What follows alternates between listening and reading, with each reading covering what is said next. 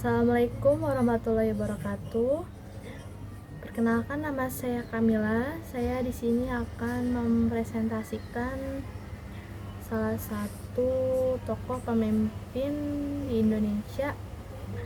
Sebelumnya saya akan menjelaskan apa itu kepemimpinan. Kepemimpinan adalah proses di mana seseorang mempengaruhi, mengarahkan, dan menginspirasi orang lain untuk mencapai tujuan bersama. Dalam kepemimpinan, seorang pemimpin tidak hanya memberikan arahan tetapi juga menjadi contoh, memberikan motivasi, serta menciptakan lingkungan yang mendukung bagi tim atau kelompok yang dipimpinnya. Kedua, ada jenis-jenis kepemimpinan. Ada kepemimpinan autokratis, kepemimpinan demokratis, kepemimpinan laissez-faire, dan kepemimpinan transformasional. Selanjutnya adalah fungsi dari kepemimpinan, yaitu memberikan visi dan arah, menginspirasi dan memotivasi, mengambil keputusan, membangun dan memelihara hubungan. Lalu kita ada di mana menjelaskan kepemimpinan Soekarno selama di Indonesia. Soekarno sebagai Presiden pertama Republik Indonesia dikenal memiliki gaya kepemimpinan yang kuat dan karismatik. Selama masa jabatannya, Soekarno menerapkan beberapa gaya kepemimpinan yang mempengaruhi arah dan perkembangan negara Indonesia. Beberapa aspek kepemimpinan yang diterapkan oleh Soekarno dapat dijelaskan sebagai berikut. Yang pertama ada kepemimpinan karismatik atau charismatic leadership, yaitu ciri utamanya Soekarno memiliki daya tarik pribadi yang luar biasa dengan kemampuan berbicara yang sangat memukau dan bisa menginspirasi orang banyak. Dari penerapan, Soekarno mampu memotivasi rakyat Indonesia untuk berjuang melawan penjajahan dan mengorbankan semangat kemerdekaan. Ucapan-ucapan dan pidato-pidatonya yang berapi-api seringkali mempengaruhi perasaan dan semangat nasionalisme rakyat Indonesia. Contohnya pidato terkenal seperti "Kami, bangsa Indonesia, dengan ini menyatakan kemerdekaan Indonesia", yang mengorbankan semangat perjuangan rakyat. Yang kedua ada kepemimpinan visioner atau visionary leadership. Ciri utamanya Soekarno memiliki visi yang sangat jelas tentang masa depan Indonesia yang merdeka dan maju, di mana penerapannya Soekarno berfokus pada membangun Indonesia sebagai negara yang kuat, merdeka, dan berdaulat di dunia internasional.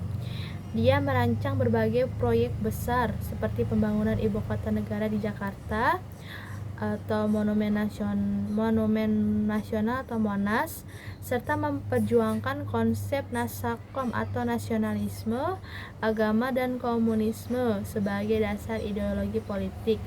Contohnya yaitu Soekarno menginginkan Indonesia menjadi negara yang berdiri sejajar dengan negara-negara besar di dunia. Mengadakan konferensi Asia Afrika di Bandung pada tahun 1955 yang menegaskan posisi Indonesia dalam politik internasional. Selanjutnya, yang ketiga yaitu kepemimpinan autokratis. Ciri utamanya Soekarno juga dikenal dengan kepemimpinan yang terpusat dan mengontrol banyak aspek dalam pemerintahan. Penerapannya dalam beberapa periode kepemimpinannya, terutama pada masa Orde Lama, Soekarno mengambil keputusan-keputusan penting secara sepihak tanpa melibatkan banyak pihak. Ia mengendalikan politik dan kebijakan negara dengan kuat, seperti penerapan Dekret Presiden 5 Juli 1959 yang mengakhiri sistem parlementer dan kembali ke Undang-Undang 1945. Contohnya, Soekarno mendominasi pemerintahan dengan kekuasaannya, meskipun beberapa kebijakan yang ia buat kontroversial seperti konfrontasi dengan Malaysia atau Revolusi Indonesia, untuk mengubah struktur sosial ekonomi yang ada.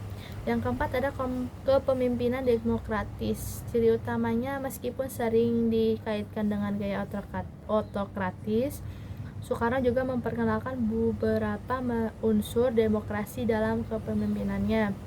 Penerapannya dalam beberapa periode awal kemerdekaan, Soekarno berusaha mendorong proses politik yang lebih inklusif dengan melibatkan berbagai kelompok dalam pengambilan keputusan, seperti golongan-golongan yang ada di dalam kabinetnya. Penerapan sistem demokrasi terpimpin di mana ia memfokuskan pada kesatuan politik untuk mencapai tujuan bersama. Juga mencerminkan sisi kepemimpinan demokratisnya. Contohnya, Soekarno berusaha menciptakan keharmonisan antara berbagai kelompok ideologi seperti Islam, nasionalis, dan komunis melalui program Nasakom, nasionalisme, agama, dan komunisme. Yang selanjutnya ada kepemimpinan transformasional. Ciri utamanya, Soekarno memiliki kemampuan untuk mengubah Indonesia dari negara yang baru merdeka menjadi negara dengan ambisi besar untuk menjadi kekuatan global. Penerapannya, Soekarno membawa Indonesia ke dalam perubahan yang besar, baik dalam aspek politik, sosial, dan budaya. Ia mengubah negara yang sebelumnya dijajah menjadi negara yang memiliki identitas sendiri dan berusaha memimpin dalam solidaritas dunia ketiga. Soekarno mendorong rakyat Indonesia untuk membangun nasionalisme dan identitas mereka dengan bangga. Contoh, Soekarno mendorong pembangunan infrastruktur besar-besaran seperti pembangunan Monas, jembatan, dan proyek-proyek besar lainnya yang dilihat sebagai simbol kemajuan dan kebanggaan bangsa Indonesia. Yang keenam ada kepemimpinan situasional. Ciri utamanya, Soekarno menyesuaikan gaya kepemimpinannya dengan situasi dan tantangan yang dihadapi Indonesia pada masa ini. Penerapannya dalam berbagai situasi, Soekarno mengadaptasi pendekatannya. Misalnya pada masa-masa perjuangan melawan kolonialisme, ia sangat otokratis dan mengambil tindakan tegas.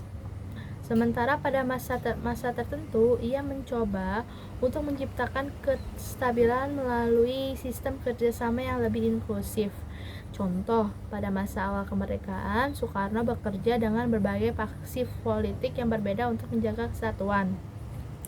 Sementara di masa Orde Lama, ia lebih dominan dan menentukan kebijakan-kebijakan strategis. Selanjutnya ada kepemimpinan servan. Ciri utamanya, Soekarno seringkali berusaha untuk menempatkan kepentingan bangsa di atas kepentingan pribadinya. Penerapannya, ia memandang dirinya sebagai pelayan bangsa. Meskipun dalam praktiknya seringkali gaya kepemimpinan ini tercampur dengan pendekatan yang lebih otoriter. Namun dalam banyak kesempatan ia menunjukkan pengabdian kepada rakyat Indonesia dan bangsa. Contohnya, Soekarno seringkali berbicara tentang pentingnya memperjuangkan kemerdekaan dan kesejahteraan rakyat, serta mengorbankan dirinya untuk negara.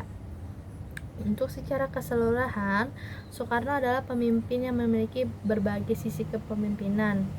Ia memadukan karisma pribadi, visi besar untuk negara, kontrol yang tegas, serta kemampuan untuk menginspirasi dan memotivasi rakyat Indonesia dalam berbagai situasi. Meskipun kebijakannya tidak selalu berhasil atau diterima dengan baik oleh semua pihak, tidak dapat dipungkiri bahwa kepemimpinan Soekarno memiliki dampak besar terhadap pembentukan Indonesia modern. Sekian, terima kasih dari saya. Apabila ada kesalahan mohon dimaafkan. Wabillahi taufiq walhidayah. Wassalamualaikum warahmatullahi wabarakatuh.